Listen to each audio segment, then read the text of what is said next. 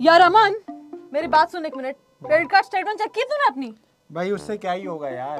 तेरा दोस्त है ना रोहन, उसने भी यही बोला और अवॉइड किया। उसको महंगा पड़ गया, 800 रुपए एक्स्ट्रा देने पड़े थे उसे। 800 रुपए एक्स्ट्रा क्यों देने पड़ गए उसे? क्योंकि उसने सुनी नहीं मेरी बात, क्रेडिट कार्ड स्टेटमेंट चेक नहीं किया। ऐसी कौन सी बात बता दी भाई तूने उसे? मुझे भी बता। मैंने टिप्स दिया। भाई मुझे भी बता ना वो सारे टिप्स। जा पहले इसकी स्टेटमेंट जो तेरी आई है ना, इसको फोटोकॉपी निकाल के आ। तेरे को पूरे डिटेल्स बताता हूँ, 6 पॉइंट्स बताऊंगा। 6 वो पॉइंट्स बहुत इंपॉर्टेंट है। जा लेके आ। लेके आता, मैं लेके आता। ले भाई, ले आया अपना क्रेडिट कार्ड स्टेटमेंट। जरा देख के बता यार, इसमें क्या सीन है। लाला तो चलो सबसे पहले हम जानते हैं कि स्टेटमेंट डेट क्या होता है।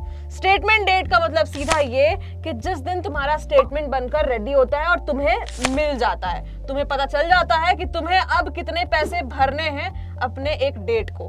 जैसे कि तुम्हारा स्टेटमेंट देखें तो तुम्हारा स्टेटमेंट में जो डेट है वो है 21 तारीख का। 21 फरवरी 2023 दिख रहा है, मतलब 21 तारीख तुम्हारा जो है हर महीने का ये स्टेटमेंट डेट है। तो क्या इस स्टेटमेंट डेट को मैं चेंज नहीं करा सकता? जैसे मेरी सैलरी तो 1 तारीख को आती है, तो ये 3 तारीख या 5 तारीख हो तो मैं चेंज करा सकता हूँ क्या इस डेट को? बेसिकली ये फिक्स्ड ही होता है, हर महीने उसी डेट को आएगा। लेकिन एक बार तुम रिक्वेस्ट कर सकते हो बैंक वालों को कि वो तुम्हारा क्रेडिट कार्ड का स्टेटमेंट डेट चेंज कर दे।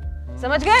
तो ये है तुम्हारा स्टेटमेंट डेट। क्लियर है? हाँ। अब है दूसरा सबसे इंपॉर्टेंट पॉइंट, लेकिन चौथा और छठा इससे भी ज्यादा इंपॉर्टेंट है। तो ड्यू डेट की बात कर लेते हैं। ड्यू डेट का सीधा मतलब ये है कि तुम्हारा बिल पेमेंट डे, जिस दिन तुम्हारे पॉकेट से पैसे निकल जाएंगे। और बेसिकली ये तुम्हारा जो स्टेटमेंट डेट है उसके 15 से 20 दिन के बाद तुमको भरना होता है। मतलब स्टेटमेंट डेट तो तुमको ये बताता है कि अच्छा तुमको इतना का बिल भरना है। 15 से 20 दिन का समय मिलता है, उसके बाद तुम्हें ड्यू डेट को सारा पेमेंट करना होता है, फुल अमाउंट। तो तुम्हारे केस में जो पेमेंट ड्यू डेट यहाँ पे दिख रहा है वो है 13 मार्च 2023। समझ गए? मतलब तुम्हें कितने दिन का वक्त मिला है? लगभग 20 दिन का। 20 दिन का। तो ये है तुम्हारा पेमेंट डे। क्लियर? उसके बाद आता है ग्रेस पीरियड। ये सबसे इंपॉर्टेंट है, जो कि बहुत सारे लोगों को पता नहीं होता है, एडवाइजेबल नहीं है, इसका कभी इस्तेमाल मत ही करना। लेकिन इन केस अगर तुम्हारे पास इस 13 तारीख को, 13 मार्च जो तुम्हारा ड्यू डेट है, उस दिन तुम्हारे पास पैसे नहीं है पूरे, लेकिन पता है कि कल नहीं परसों तो पैसे आ ही जाएंगे, तो तुम इस ग्रेस पीरियड का इस्तेमाल कर सकते हो और 3 दिन के भीतर टोटल अमाउंट पे कर सकते हो। चाहे तो मिनिमम ड्यू अमाउंट भी पे कर सकते हो, उसके बारे में हम आगे बात करेंगे। लेकिन ये चौथा पॉइंट वही है क्या जो सबसे इंपॉर्टेंट बता रहे थे आप? हाँ, चौथा पॉइंट, लेकिन इससे भी ज्यादा इंपॉर्टेंट छठा पॉइंट है। अब ये है सबसे मेन मुद्दा, टोटल ड्यू, जिसको बैंक वाले अनबिल्ड अमाउंट भी बोलते हैं। तो टोटल ड्यू अमाउंट तुम्हारा जो है यहाँ पे हम देख सकते हैं, जो कि है 17,666 रुपए, जो कि तुम्हें 13 मार्च तक भरना ही है। समझ गए?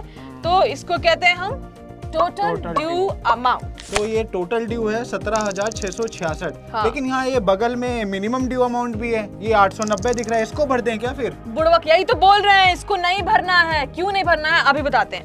तो हमारा जो पांचवा सबसे इंपॉर्टेंट पॉइंट है वो है मिनिमम ड्यू अमाउंट। ये तुम्हारा ये जो टोटल ड्यू अमाउंट दिख रहा है 17,666, इसका मात्र 5% है। तुम सोच रहे होगे भर देते हैं, क्या जा रहा है? बिल्कुल नहीं।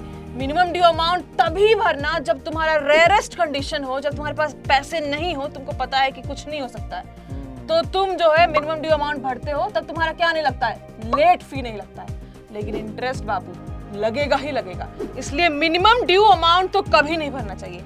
ज्यादा जानकारी के लिए ये वाला वीडियो चेकआउट कर लो। ठीक है?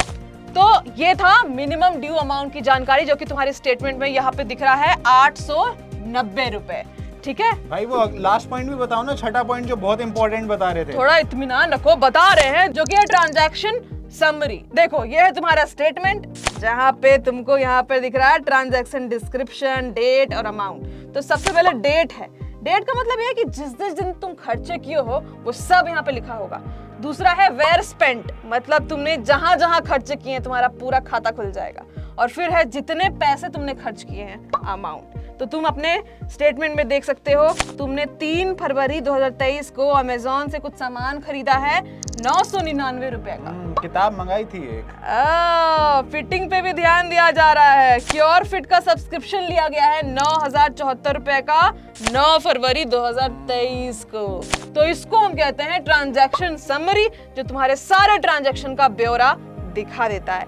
इसके अलावा बहुत सारे एलिमेंट और हैं, लेकिन ये 6 पॉइंट सबसे इंपॉर्टेंट है, जिसके कारण तुम कभी एक्स्ट्रा पैसे क्रेडिट कार्ड कंपनीज को नहीं पे करोगे, कभी तुमको कुछ फाइन इंटरेस्ट चार्ज नहीं लगेगा।